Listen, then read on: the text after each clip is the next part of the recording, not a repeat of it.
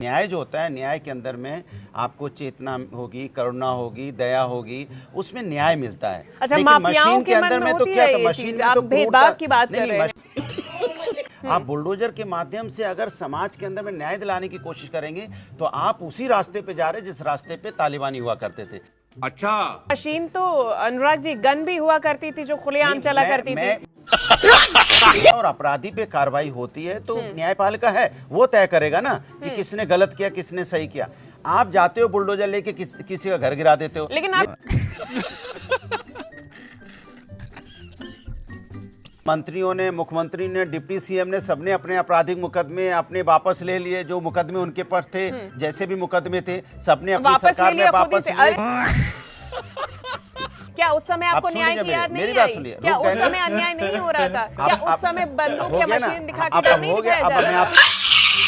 अभी भी नाम ले रहे हैं, यानी कि कितना आतंक रहा होगा। अरे ये बड़ी अच्छी बात कही आप। पहले तो आदरणीय आजम खान साहब कोई अपराधी नहीं है। अच्छा, वो 10 बार जिनको जनता ने चुना हो और सदन भेजा हो, लोकसभा 2 बार और राज्यसभा गए हो, और जनता जिनको चुन के भेजती है, वो अकेले थोड़ी थे जो चुने गए अगर थे।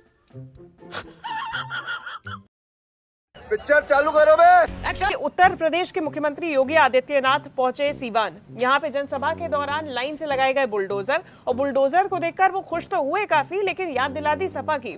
उनका कहना था कि अब जो बुलडोजर चलता है वो उत्तर प्रदेश में माफियाओं की छाती पर चलता है, और ऐसे में अब जो सपा प्लस पार्टनर्स हैं, यानी कि सपा और उनके जितने भी पार्टनर्स हैं, वो खाली फातिया पढ़ने तक ही रह गए हैं सीमित, उनको खाली उसी का मौका मिलता है। तो आज हम इस पे चर्चा करने जा रहे हैं कि ये जो बुलडोजर प्रक्रिया है यूपी में, वो अब बिहार भी पहुंच रही है, उसका कितना असर, और वाकई में क्या ऐसी दुर्दशा पर बार बार जो निशाना साधा जा रहा है वो स्थिति है क्या? तो इस पे तो सबसे पहले आप रिएक्शन दीजिए जो उनने कहा है मुख्यमंत्री ने। मुझे लगता है कि बुलडोजर की जो न्याय प्रक्रिया है ये देश के अंदर में बंद होनी चाहिए, क्योंकि देश संविधान और लोकतंत्र से चलता है। न्याय तो सुनता है, बुलडोजर तो तोड़ता है। ये क्या हो गया? ये क्या सुन रहा हूँ मैं? बुलडोजर का न्याय बराबरी का मौका देता है, बराबरी देता है न्याय। बुलडोजर भेदभाव पैदा करता है। अरे कहना क्या चाहते हो? आप बुलडोजर के माध्यम से अगर समाज के अंदर में न्याय दिलाने की कोशिश करेंगे तो आप उसी रास्ते पे जा रहे जिस रास्ते पे तालिबानी हुआ करते थे। अच्छा, लोकतंत्र है, न्यायपालिका है। अगर किसी को न्याय देना है तो न्यायालय देगा ना, मशीन तो न्यायालय नहीं देगी, क्योंकि मशीन के अंदर न करुणा होती है, ना मशीन के अंदर में कोई चेतना होती है, ना उनके अंदर में सोच होती है, ना भाव होते हैं। तो मशीन के थ्रू आप न्याय जो उसके अंदर तो मशीन के अंदर तो जो अबे जल्दी बोल, कल सुबह पनवेल निकलना है। न्याय है, जो न्याय के अंदर में क्या चेतना होती है, नहीं तो मशीन तो अनुराग जी गन भी हुआ करती थी जो खुलेआम चला करती थी। न्याय जो होता है, न्याय के अंदर में आपको चेतना होगी, करुणा होगी, दया होगी, उसमें न्याय मिलता है। अच्छा, लेकिन माफियाओं मशीन के मन में होती है ये चीज, आप भेदभाव की बात कर रहे हैं।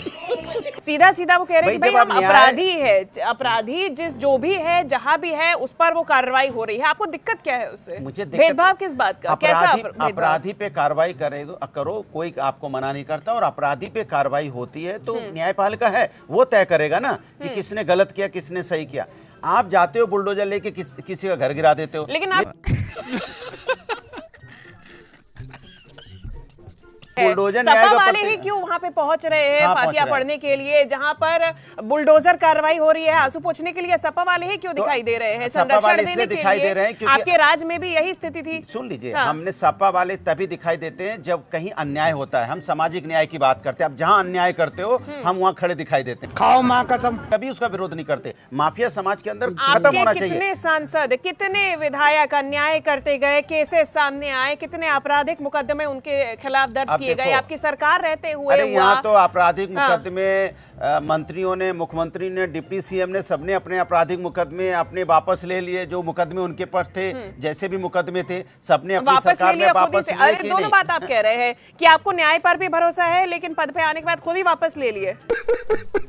ये हिम्मत कहां से आ रही है, मैं पूछ रहा हूं।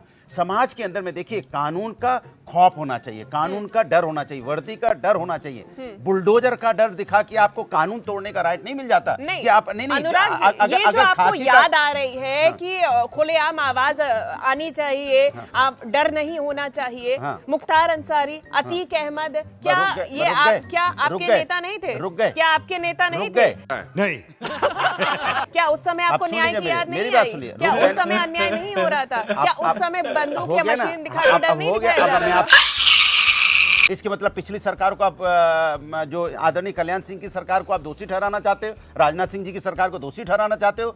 सवाल ये उठता है कि आपने कोई भी न्यायिक प्रक्रिया आपको पालन करनी पड़ेगी। आप दो नाम लेके रुक जाते हो, जब इस दुनिया में नहीं है फिर भी उसका नाम मन से रोज सुबह शाम लेते हो। नहीं तो दुनिया में तो अब जाकर नहीं है ना। अरे अब उस समय तो अभी भी आप बोल रही हैं, क्योंकि अभी भी आप ले रहे हैं, अब मेरी बात सुनिए। नाम ले रहे हैं, यानी कि इसलिए कितना आतंक इसलिए रहा आप होगा। अरे मैं क्या बात है सर। ने दो नाम लिए, मुख्तार अंसारी, अतीक अहमद। ना मुख्तार अंसारी जी इस दुनिया में है, ना अतीक अहमद। अच्छा, नामों की तो फहरिस्त है मेरे सामने। मेरी बात आजम सुनिए। खान है, उनके बेटे अरे, अब्दुल्ला सुनो है, ना। इरफान सोलंकी है, रामेश्वर सिंह यादव है। कितने नाम और गिनाओ? अब मैं सुनो। आप दो कह रहे हैं, अब मैंने सुनो, गिना दी, फहरिस्त और है। पहले तो आदरणीय आजम खान साहब कोई अपराधी नहीं है। वो 10 बार जिनको जनता ने चुना हो और सदन भेजा हो, लोकसभा 2 बार और राज्यसभा गए हो, और जनता जिनको चुन के भेजती वो अकेले थोड़ी थे जो चुने गए अगर थे।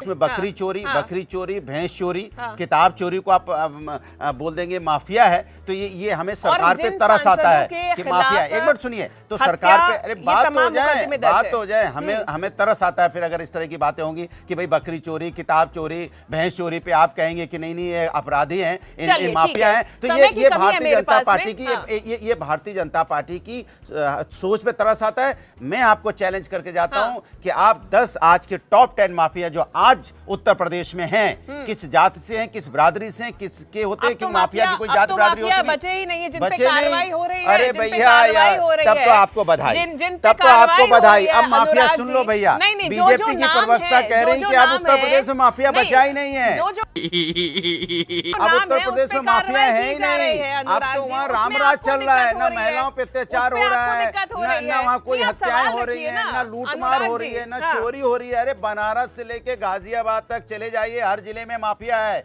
हर जिले में माफियागिरी चल रही है, हर जिले में वहाँ पे इलाके बांटे जाते हैं। मीटिंग आपने देखी थी, एक मीटिंग कैसे हो रही थी, उस मीटिंग में इलाके बंटते हैं। ये सवाल मैं उनसे पूछ लूंगी, उनसे मत जब पूछिए, बीजेपी से उनसे पूछ बताइए। लूंगी मैं। लेकिन आप टॉप 10 माफिया के नाम बता नहीं पाएंगे आप। बदलाव की अगर तू चुप रे बाबा, तू चुप। टॉप 10 नहीं बता पाएंगे, क्योंकि अब तो सीधा कहा जा रहा है तो कार्रवाई हो रही है। माफिया जब कार्रवाई हो रही है तब आपको दिक्कत हो रही है, और फातिया पढ़ने पहुंच रहे हैं, माफिया का तब नाम आपको जब रुलाई गिनाया आ जाता है रही ना, है। सुनो, फातिया माफिया का पढ़ने पे। नाम ठीक गिनाने में ठीक सरकार चलिए। डरती है। अनुराग जी, मजा आया।